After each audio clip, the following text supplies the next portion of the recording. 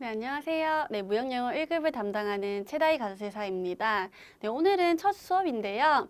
실제로 첫 수업 때 말씀드리고 싶은 내용은 교재가 양이 방대해서 지레 좀 긴장을 하시고 과연 이걸 내가 다 끝낼 수 있을까라고 고민을 하실 것 같은데 전혀 그런 고민, 그런 부담을 갖지 마시고 우선 그냥 강의를 듣는다?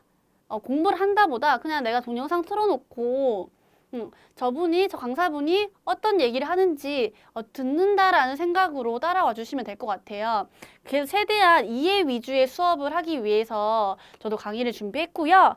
그리고 중요한 부분들만 챙겨갈 거니까 실제로 그 교재 양은 많아도 실제 시험에서 나오는 부분들을 챙겨가시는 거기 때문에 충분히 중간에 포기만 안 하시면 강의 이 책 한 거 다 끝내실 수 있습니다. 그리고 필기하지 마시고요. 제가 혹시 필기하거나 또는 추가적으로 드릴 수 있는 제가 추가적으로 이 부분을 아시면 나중에 뭐 실무를 하시거나 아니면 무역영어 1급 자격증을 취득하시는데 도움이 될 것 같다라는 자료는 따로 저희가 유인물로 나눠 드릴 테니까 그 부분은 염려하지 마시고 지금은 제가 지금 말씀드리는 내용들만 그냥 기울여 주시면 될 것 같아요. 그래서 펜 다 놓으시고 바로 교재로 들어가도록 하겠습니다.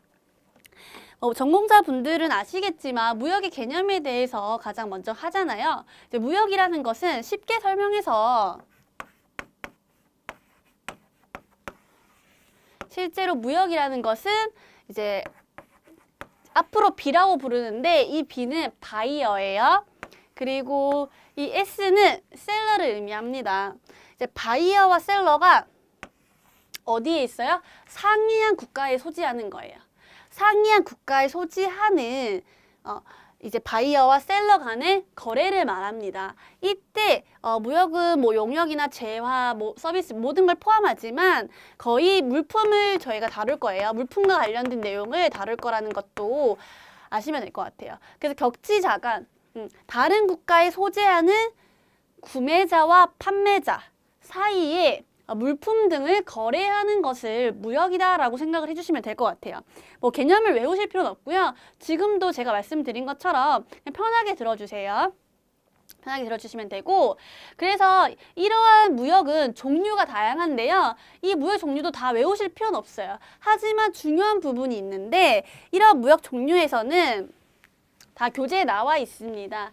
이제 무역의 종류 형태로 바로 넘어오시면 돼요. 뭐 앞에 있는 뭐 무역의 개념이나 국제 무역의 특징 같은 거는 한번 읽어보세요. 이런 부분들은 사실 뭐 읽으신 분들이면 뭐 조금 더 빨리 정답을 캐치할 수 있겠지만 실제 시험에 출제하기도 조금 너무나 기본적인 내용이고 상식적인 내용이고 주관적인 내용이라서 나올 가능성이 적어요. 그렇기 때문에 앞에 무역의 개념, 국제무역 특징 같은 부분은 다 지나가시고 무역의 종류로 바로 넘어오시면 되고요. 이 무역의 종류 중에서도 뭐 직접 무역, 간접 무역 나눠져 있는데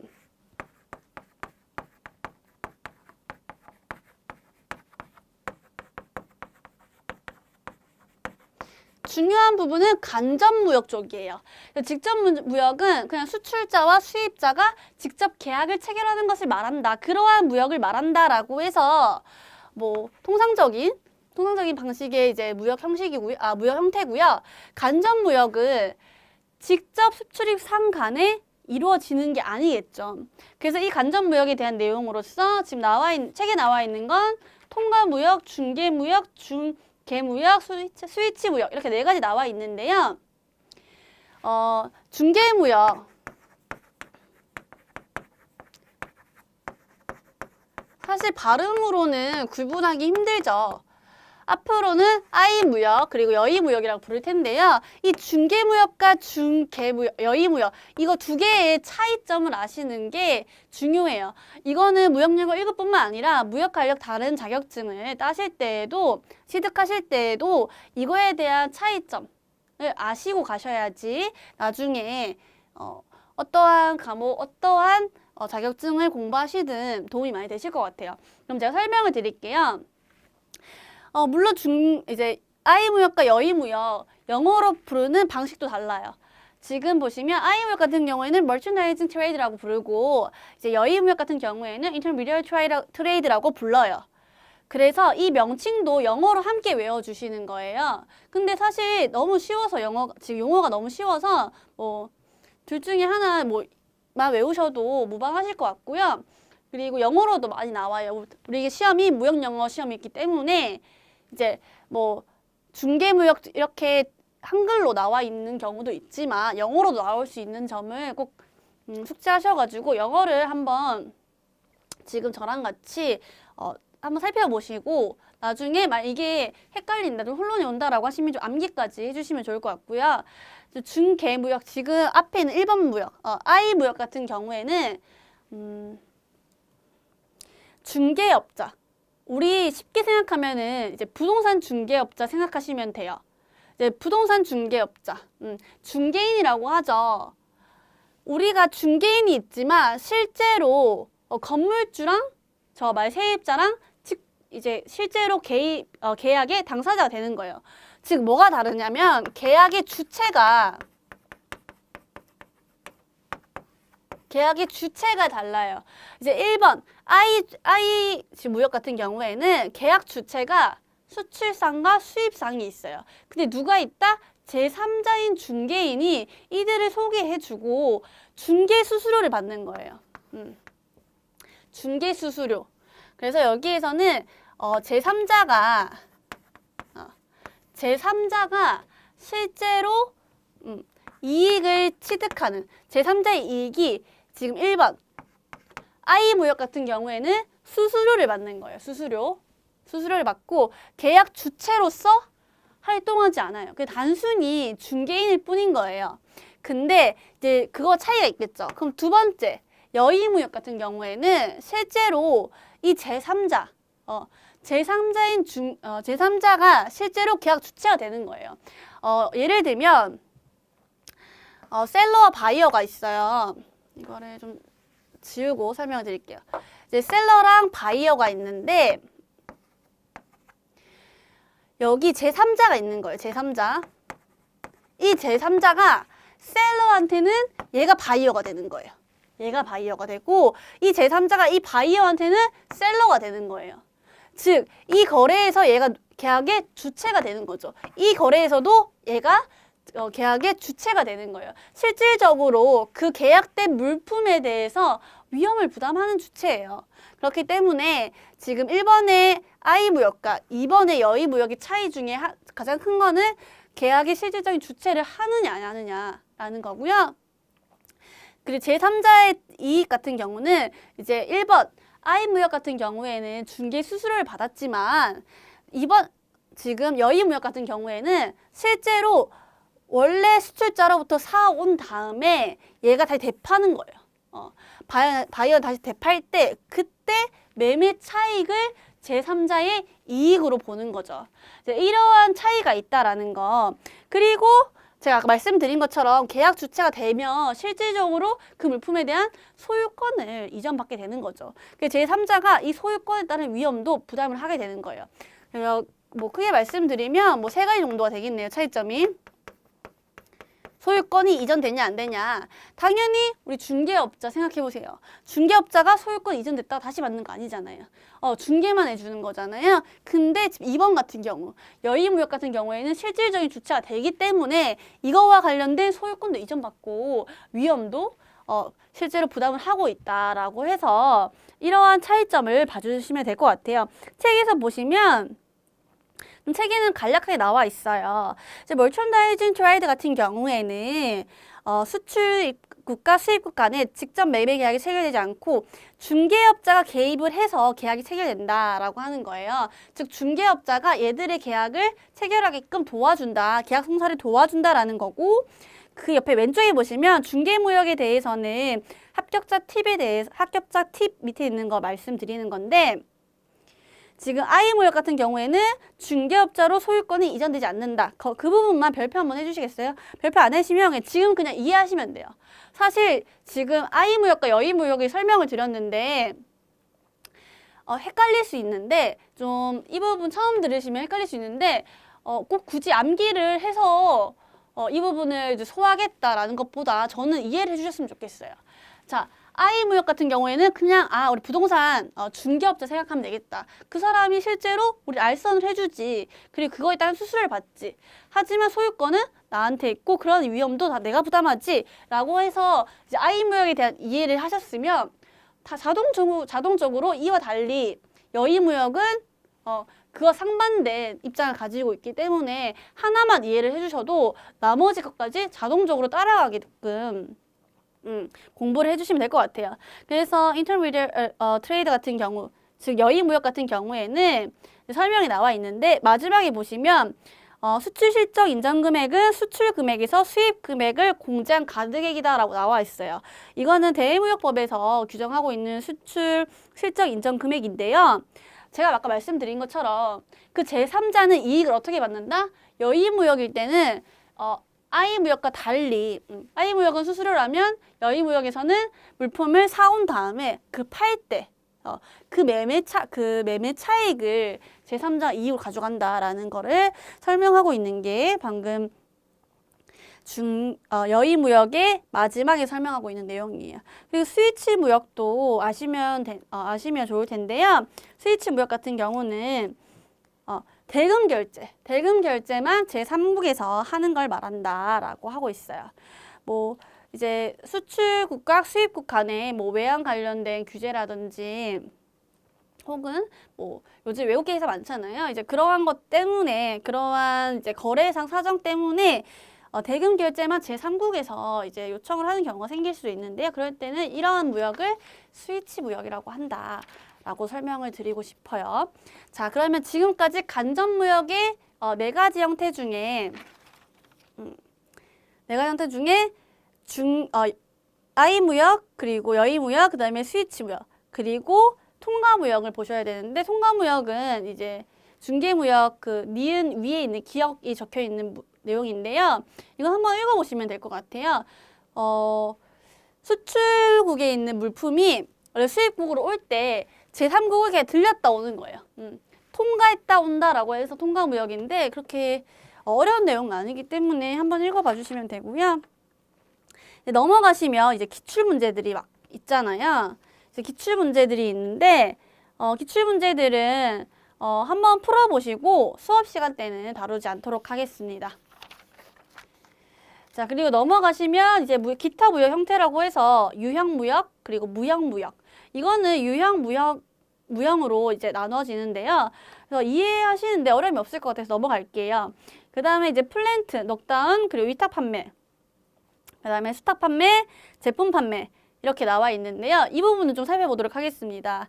이제 플랜트 수출이라고 하는데 플랜트 수출은 실무상으로도 많아요. 저는 많이 겪었고 플랜트 수출은 설비, 우리가 실제로 그 물품을 만약에 생산하는 국가가 우리나라다라고 했을 때 우리나라가 베트남에 설비랑 그리고 기술, 노하우 이러한 것들을 종합적으로 수출을 하는 거예요. 그 물품을 단순히 판매하는 게 아니라 이 물품을 하는 데 있어서 이거를 뭐 활용하는 데 있어서 그거와 관련된 노하우라든지 기술까지 한 번에 이 물품만 판매하는 것이 아니라 노하우 기술까지 한 번에 종합적으로 수출하는 것을 말하고 실제로 그렇기 때문에 플랜 수출 같은 경우에는 당연히 물품과 이제 용역에 대한 것이 합산된 금액, 즉 물품만 판매했을 때 금액보다는 더 큰 금액으로 결제가 되겠죠. 그래서 플랜트 수출 같은 경우에 우리가 장려를 하는 이유가 그 금액도 크고 실제로 이제 노하우 기술까지 알려줄 수 있는 그러한 이제 업체들이 많지는 않잖아요. 그래서 노하우 기술이랑 이 설비 이제 이 물품까지 같이 판매함으로써 그 기업에서는 최대의 이윤을 남길 수 있겠죠. 그래서 플랜트 수출 같은 경우에는 그냥 종합적으로 설비뿐만 아니라 기술 노하우까지 다 이제 수출을 하기 때문에 그 금액이 평균적으로 제야만 판매했을 때보다는 크다라는 것까지 아시면 될 것 같고요. 넉다운 수출은 이것도 좀 실무상이 좀 있어요. 종종 있어요.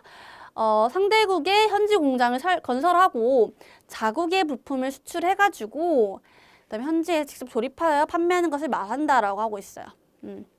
이것도 베트남에 좀 많은데 베트남에 이제 공장을 우리나라에서는 좀 임금이 좀 비싸니까 이제 값싼 노동력을 좀 활용하고자 이제 베트남이나 아니면 방글라데시나 뭐 그 밖에 조금 상대적으로 우리나라보다 이제 임금이 싼 그런 국가에다가 현지 공장을 건설하고 하지만 우리나라에서 부품을 생산했을 때 그 우리나라의 퀄리티 있는 그 부품을 직접 수출해서 그걸 단순 조립만 할 수 있도록. 조립하는 거는 그렇게 큰 기술을 요하지 않잖아요. 그래서 우리나라에서는 부품을 수출하고 그 실제로 노동력을 요구하는 국가에서 조립을 해서 판매를 하는 것을 말합니다. 이런 경우는 우리가 값싼 노동력을 이용하는 것도 있지만 부품을 수출했을 때 완제품을 수출했을 때보다 더 이득이 있을 수가 있어요. 뭐 예를 들어서 베트남으로 했을 때 베트남에서 수입 통관을 하는데 부품으로 수입했을 때는 HS 코드에 따라서 이제 0%로 수입이 되는데 뭐 완제품을 이제 수출했을 때는 완제품에 대한 이제 수입 가능성이 높기 때문에 그러면 우리나라에서 부품을 수출하고 이 부품을 단순 조립해서 현재 팔자라고 했을 때도 넉다운 수출이 하나의 전략이 되겠죠. 자, 그 다음에 위탁 판매 수출 그리고 수탁 판매 수입은 한번 읽어보시면 될 것 같아요. 우리가 위탁 그리고 수탁 그 다 정의 아시잖아요. 그래서 이 부분은 그냥 한번 읽어보시고 넘어가도록 할게요. 그 다음에 제품 판매 무역도 마찬가지예요. 제품 판매 무역도 그 내용이 어렵진 않은데 우리가 실제로 뭐 A라는 설비를 수출을 했어요. 수출했고 그 A라는 기계를 통해서 이제 B라는 물품을 생산을 해요. 그러면 우린 A라는 물품을 수출했지만 B라는 물품을 수입하는 수출과 수입이 연계되어 있는 그러한 것을 말하는 것이 이제 프로덕트 바이백 딜이라고 합니다. 그 다음에 사이버 무역은 그냥 한번 읽어보시면 되고요. 아마 이거는 무역을 하지 않으셔도 이제 경영을 하셨던 분들도 한번 B2C, 뭐 B2B는 들어보셨을 거라고 생각이 들어요.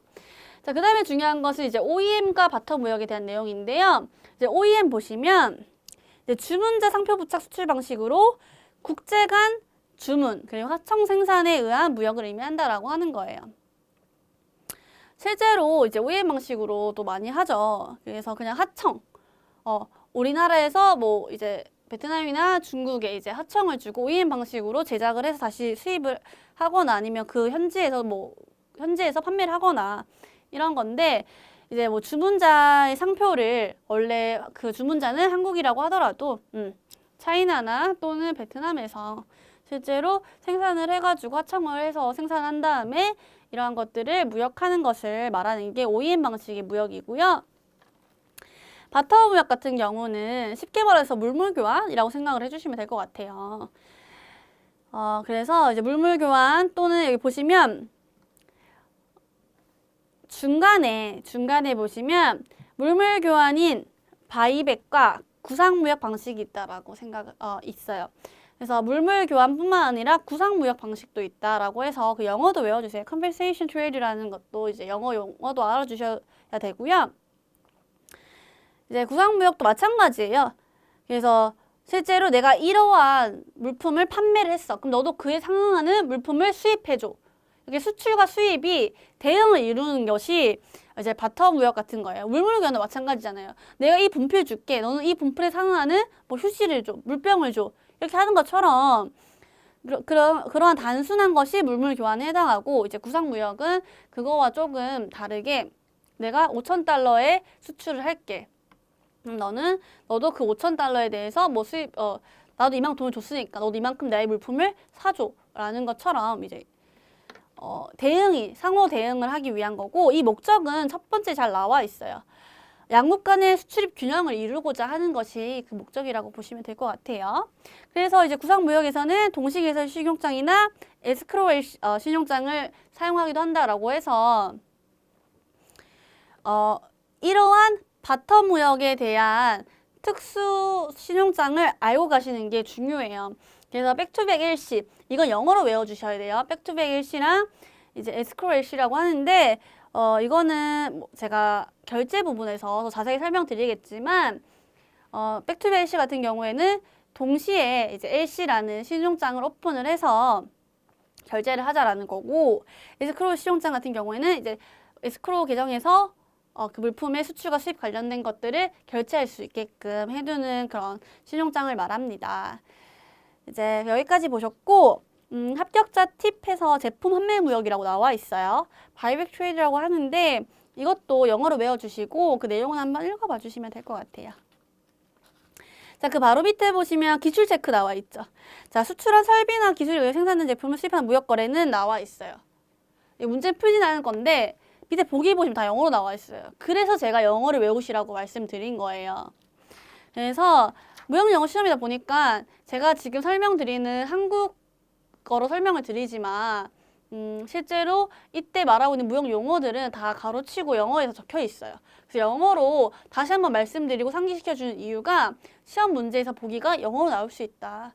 그리고 그거에 대한 설명이 영어로 나올 수 있다는 것을 항상 인지하시고 그냥 한글말로 이제 한글로 써 있으니까 그것만 다 이해하고 넘어가시는 것보다 영어로 한번 소리 내어서 얘기하시면 저 개인적으로는 소리 내서 얘기했을 때 좀 더 암기가 더 잘 되고 이해 잘 되는 느낌이더라고요. 그래서 한번 그 방법도 이제 활용하셔가지고 공부를 해주셨으면 좋겠고요. 넘어가시면 이제 대무역법 관련된 내용이 나와 있습니다. 우리가 무역의 3대 법규라고 하죠. 뭐 관세법, 대무역법도 있고, 뭐 매국항거래법도 있고, 이제 무역 관련된 이제 중요한 법규들은 혹시 이제 무역에서 무역 관련된 업무를 하실 거면 좀 이해가 필요해요. 그래서 그중에 대무역법에 대한 내용도 여기 담고 있는데, 대무역법 보시면 대무역법 관리체계 부분은 그냥 넘어가셔도 될 것 같고, 플러스 1에 적혀 있고 외화 획득의 범위는 다음 각호 어느 하나에 해당하는 방법에 따라서 외화를 획득하는 것으로 한다라고 해서 대무역법 시행령 제26조에 나와 있어요. 이거는 좀 암기식을 따서 외워주시는 게 좋을 것 같아요. 사실 뭐 설명드릴 부분은 없어요. 그냥 말 그대로예요.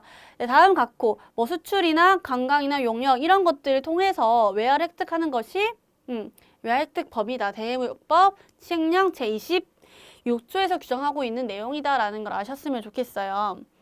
실제로 업무를 하면서 대무역법 볼 일도 있어요. 특히 수입 업무 하시는 분들이나 수출하는 통관 업무를 하시는 분들이면 더더욱 보셔야 되고요. 네, 그래서 내가 이제 업무를 하기 전에 이제 기초 지식을 쌓는다라고 생각을 하시고 이런 법이 있지. 이런 법에서 외화 획득 범위는 뭐지? 그래, 수출, 주한국제연합군이나 그 밖에 외국군 기관에 대한 물품들의 매도들이 포함되는구나 해서 이거는 뭐 저 같은 경우는 암기식을 많이 땄어요. 뭐 수주관용 이런 식으로 해서 앞글자로 따시거나 아니면 이제 기억하기 좋은 뭐 스토리를 만드셔가지고 이건 암기를 해주시면 좋을 것 같고요. 실제로 기출되고 있으니까 기출도 한번 외우신 다음에 확인차 보시면 좋을 것 같고, 넘어가시면 이제 수출입 관리 뭐 제도에 대해서는 이제 혼자 읽어보시면 되고요. 이제 수출입 품목 관리에서 수출입 승인이라는 나와 있어요. 그래서 이거는 개요 부분을 읽어보시고, 자 여기서 이제 플러스 1이라고 해서 HS 코드에 대해 나와 있는데, HS 코드에 나와 있는데 이 부분은 실제로 그냥 한번 읽어보시고 외우실 필요는 없을 것 같아요. 필요는 없을 것 같고, 그리고 수출입 품목 관리, 수출입 승인. 만약에 수출입 업무를 하신다고 하시면 수입할 때 또는 이제 수출할 때 승인이나 허가를 받아야 되는 것들은 실제로 수출입 공고를 통해서 확인을 해주시면 된다라는 거 그냥 첨언해 드리고요. 그 다음에 쭉쭉 넘어가셔야 돼요. 쭉쭉 넘어가시고 뭐 통합공고라는 게 있는데 통합공고는 수출입 공고와 별도로 이제 또 개별 법에 따라서 각종의 수출입과 관련된 제한된 내용을 이제 산자부 거시를 통해서 이제 공고를 하는 거예요. 이것도 만약에 수입을 하시거나 수입 업무를 하시거나 수출 업무 하시다 보면은 통관 업무를 하시다 보면 각 개별법에 따라서 제한받는 사항들이 있거든요. 이제 그런 것도 다 아실 수가 없잖아요. 그래서 관세사를 이용하는 거고, 만약에 그런 수출입 관련해가지고 공고 관련해서 이상이 있으면 여기 나와 있는 것처럼 산자부 고시를 확인하면 되는구나. 통합공고랑 그리고 앞에 말했던 수출 공고를 확인하면 되는구나 라는 거 정도 알고 계시면 좋을 것 같아요. 그래서 대무역법에선 이러한 것들을 각 개별법에 있는 그 제한 사항들을 통합해서 공고를 하고 있는데 이러한 것들이 이제 통합 공고다라는 거. 그래서 여기 보시면 그 기출 문제 보시면 뭐 공단에 들어갈 용어는 해서 나와 있어요. 이제 이거를 한번 지금 16년 3회차 기출 문제인데요. 이건 한번 읽어보셔도 좋을 것 같아요. 왜냐하면 수출 공고나 통합 공고 그리고 대무역 관련된 내용은 뭐 깊숙이 아실 필요는 없어요. 근데 이 정도만 아셔도 될 것 같거든요. 그래서 저는 지금 기출 체크에 16년 3회차 그 용어를 올바르게 나열하시오라는 그 문제를 한번 읽어보시면 아 얘는 수출입 공고란 이런 거구나. 수출입 별도 공고나 통합 공고는 이런 거구나라는 기본 개념만 챙겨가 주셔도 무방하실 것 같아요. 그래서 여기 넘어가시고 그 다음에 이제 그 밖에 뭐 요건 구리비 서류 이런 것도 한 번만 읽어보시고 사실 많이 와닿지가 않아요. 실물하지 않으시면 이때 뭐 이런 구비 서류 같은 거 지금 외우셔도 나중에 기억이 안 나시잖아요. 그렇기 때문에 지금 기출로 이제 다 우리 교재 보시면 기출로 다 표시를 해놨어요. 전 참 좋은 것 같아요. 이게 기출된 것만 챙겨가셔도 충분히 합격하실 수 있어요. 여기 적혀 있는 것들은 솔직히 좀 시험 보기 위해서 많은 것들을 담긴 했지만 실제 시험 볼 때는 기출로 표시되어 있는 부분, 특히 여기 지금 수출입 공고 관련된 부분에서는 기출 표시된 부분만 보셔도 무방하고요. 그 다음에 넘어가셔가지고 특정 수출 거래 형태라고 나와 있고 개념이랑 그 인정 내용에 대해서 나와 있어요. 이거는 만약에 지금 기출되어 있는 부분 다 보셨다. 그리고 좀 수험 기간 여유롭다라고 하시면 보셔도 되는데 그렇지 않다라고 하시면 이 부분도 그냥 넘어가 주셔도 될 것 같아요. 제가 대신 그 옆에 우리 플러스 원을 해서 수출입 실적 인정 금액이라고 해서 대물력 관리 규정 제26조 나와 있는데 이것만 한번 읽어가 주세요. 읽고 실제로 좀 나오긴 하거든요. 나오기도 하고 이거는 아시면 좋아요. 아시면 만약에 수출 기업에 있다라고 하면은 이 수출 실적이 다 달라요. 이제 형태마다. 이제 그런 것들에 대해서 알고 있으면 나중에 실무하실 때도 아 맞아. 기본적인 수출 금액 인정되는 게 아니라 뭐 중개 무역은 어땠지? 뭐 다른 무역은 어땠지? 이런 위탁 판매는 어땠지? 이런 것들을 아시면 아 그때 공부했었는데 라고 하면서 이제 실무를 하시면 더 반갑고 더 기억이 오래 남더라고요. 그렇기 때문에 수출입 실적 인정 금액, 대무역 관리 규정 26조 적혀 있는 그 부분만 한번 훑어보시고 외울 부분은 외워주셔도 좋을 것 같아요. 그래서 이거는 한번 보셔야 될 것 같고요. 그리고 대무역 관리 규정, 아까는 대무역 관리 규정이 아니라 대무역법, 대무역법 시행령 이런 게 나와 있었는데 일반적으로는 법, 시행령, 규정 순으로 나와 있다. 그래서 시행령이 좀 더 이런 이제 뭐 인정 금액이라든지 아니면 더 자세한 부분 세부 사항들을 다루고 있기 때문에 혹시 만약에 궁금하시다 이거에 대해서 원문 찾아보고 싶다라고 하시면 규정에 나와 있는 부분들이 실질적으로 업무에 도움이 많이 될 것 같아요. 그 다음에 넘어가셔가지고 나머지 제가 지금 그냥 넘어가는 부분들은 기출된 부분만 혼자 읽어보세요.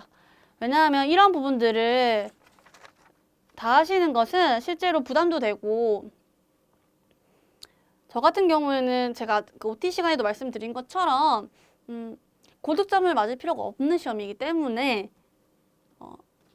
꼭 이해가 필요한 부분들 혼자 읽었을 때 이해가 안 되거나 시험의 빈출 빈도가 낮은 부분들은 과감하게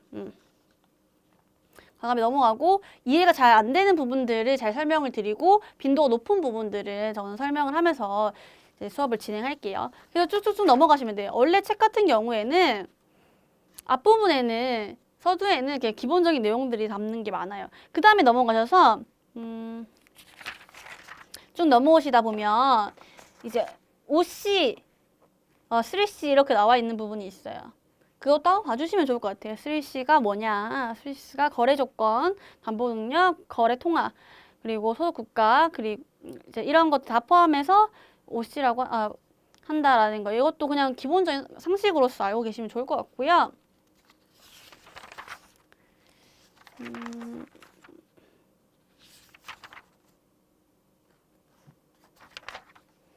그 다음에 쭉 넘어가셔가지고 무역계약의 본질까지 오시면 돼요. 무역계약의 본질. 여기 조금만 하고 이제 오늘은 수업 마칠 텐데요. 무역계약의 본질에 오시면 제가 방금 말씀드린 것처럼 무역이라는 것은 국가 간, 상이한 국가 간의 물품을 계약하는 것을 말하고 이거 수출상인 매도인, 즉 셀러와 수입상인 매수인 간의 권리 의무를 약정하는 것을 말한다라고 나와 있어요. 자, 무역에서 권리 의무를 약정하는 것까지 계약이라는 게 필요하겠죠. 권리 의무를 약정하려면 매도인은 어떤 권리가 있겠죠? 매수인으로부터 대금을 회수받을 수 있겠죠. 대신 의무도 생겨요. 그거에 따라서 계약서상에 명시한 물품을 제공을 해야겠죠. 이런 의무와 권리가 매도인에게 생기고 반면 매수인 같은 경우에는 바이어 같은 경우에는 실제로 그 물품을 수령을 하고 이제 그 물품을 수령함에 따라서 대금도 지급을 해줘야 된다라는 거. 이제 양자 간의 쌍방 간의 의무와 권리가 발생한다는 게 이제 무역 계약의 특징이기도 해요.